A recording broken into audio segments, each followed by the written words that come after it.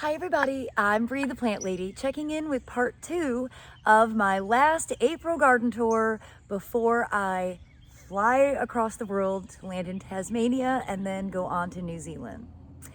I was hoping that I would see some of the breadseed poppies in bloom before I left, but alas, that is not going to be the situation. They are in bud, but they are not flowering yet. However, I'm confident that all of this is going to look amazing in time for the Fuquay Garden Tour on May 17th and 18th. Be sure to order your tickets in advance because tickets are required, and I hope that you will be able to come for a visit to see the gardens live and in person for yourselves. But without further ado, let me go ahead and turn this camera around and show you how things are growing here in the back gardens in Fuquay, North Carolina. Well, I'm thrilled to see this iris is in bloom and lots of flowers to come. And let's see, lots of flower buds forming on the breadseed poppies, but none open. I leave in an hour. I don't think any are gonna open in the next hour. I did get a lot of this pathway cleaned up, and well, you know, as I've been saying all season, the garden will be what it is, and hopefully there will be enough flowers to impress everyone. I'm really thrilled with how these beds have filled out from the direct seeding. Mostly larkspur, poppies, you can see arugula is flowering. Got actually a nice mix of some lettuce in here as well. And as I pan across here, you can see this border is really starting to bolt, and this should look magnificent. This is a great combination of predominantly Nigella right here, and then these taller spikes are larkspur. And again, they are budded and ready to go. So I'm sure that this is gonna start to look really beautiful just in the next couple of days. Well, hopefully you watched the video of my instant gratification getting this border weeded and mulched. I wanted to show you that the rye that was seeded on February 5th is starting to flower, and it is such a cool plant. I love rye. And actually over here at the compost, the wheat that the deer have been nibbling on all winter long, they have grown out of that, and it is now also starting to flower.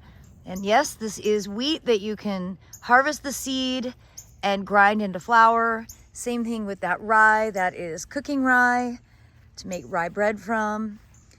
And then the rest of this border is looking nice. Been running sprinklers because we're very hot, we're very dry. It's just like the thing I say over and over again. But I'm so impressed. So I did this on Tuesday. Today is Sunday. I know my scheduling of these videos is a bit off, but in just a few days, you can see the crimson clover is all starting to germinate. And I'm sure the buckwheat is not far behind it.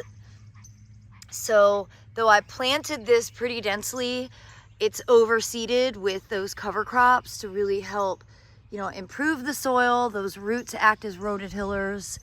And I think this border is going to be really impressive for people visiting. It's so cute to see this bird.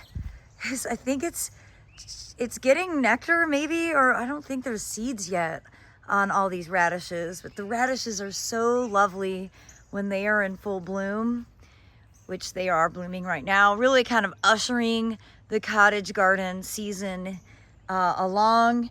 And here you can see we've got California poppies, we've got mustard that's about to flower, we've got poppies that are coming along, and also a nice stand of awnless wheat growing here, which I always love. The awns are what look like whiskers. This is actually an awnless variety that is really easy to harvest and be able to make your own flour from because there's less chaff to get rid of. So now that this border is edged, weeded, I'm so happy with how it's turned out. It's been driving me crazy for months, but finally getting it done has made all the difference in the world. As I make my way into the backyard of the blue house, we do have Airbnb guests. I'm gonna be a little speedy over here. But the native fringe tree is looking great. This is spring fleecing, absolutely spectacular. And you can see lots of arugula in bloom, the front of this border. Lots of frogs jumping into the frog pond. And, you know, again, the larkspur and nigella in here is going to put on a spectacular show. Not as many poppies as I would have liked, but I'm really pleased with the ground plane coverage of the other plants. And, you know, overall, if I could just keep the deer, if I could just get the deer to go to someone else's yard, everything would be perfect. I'm so glad that I did do the weeding that I did when I did it, because now my time is up. But the beds look clean. They're growing really strong. Again, you can see lots of poppies in bud, but none quite open. And I do see a weed there, get that. The Salvia greggii are in bloom. And all of these self-sown poppies are coming along really well. And I absolutely love how these Egyptian walking onions look. I think they are so interesting and dynamic. David Sabio was here last night and he just fell in love with these. I'm like, I have plenty to share.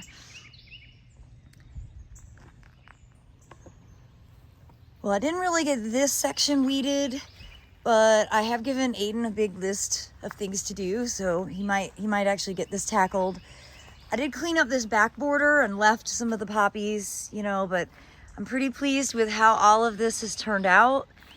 Though I didn't have good poppy germination in here, and I do think that's because it was too dry.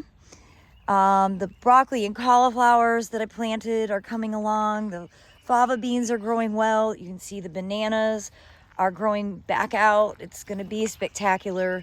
Certainly a month from now, you know, everything will be that much more robust. I do plan to bring out succulents when I get home to kind of fill out the fire pit area and make it more dynamic. Right now, the succulents are going to stay in the greenhouse. I don't think we're going to have any frost, but it just didn't make sense for me to go to all that effort. And I'm so happy to see these larkspur are already starting to flower. That, of course, is the goal for the whole garden, to have this incredible color and textural display. I'm also pleased to show you that I did the Chelsea chop on this stand of phlox. I didn't get to all the phlox, but I got this big stand done. And last week I failed to acknowledge this amazing mangave, which has overwintered 2 years now in the ground. And I can't remember the cultivar, but it's fantastic. So there you have it. Well, I had to show you that I've got one Allium schubertii in bloom. I think the voles predominantly eat those roots. And then over here, we've also got a couple of corn poppies that have opened. So that is great news. Of course, those little dwarf sweet peas are still blooming.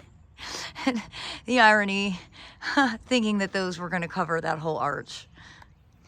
As we come along the north side of the house, I'm disappointed to share that I think in a windstorm this week, a big branch from the Declaration lilac broke off. So that's too bad, but it happens. And you can see the blatillas are starting to flower. Those are a great hardy orchid. And I'm really pleased with the ground plane coverage in this bed. It's something I've been trying to get to for a long time. Here's actually a white flowering form of the blatilla. And then the most impressive thing in the garden is the Chinese fringe tree, Chionanthus retusus, in full glorious flower. Really almost impossible to get its full scale.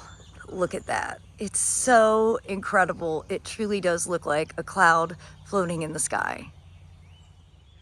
Well, everybody, I hope you've enjoyed this edition of my mid-April weekly garden tour. I look forward to sharing another update from the native gardens next door, and I certainly look forward to getting back in touch with all of you in mid to late May when I return safely from my journey down under.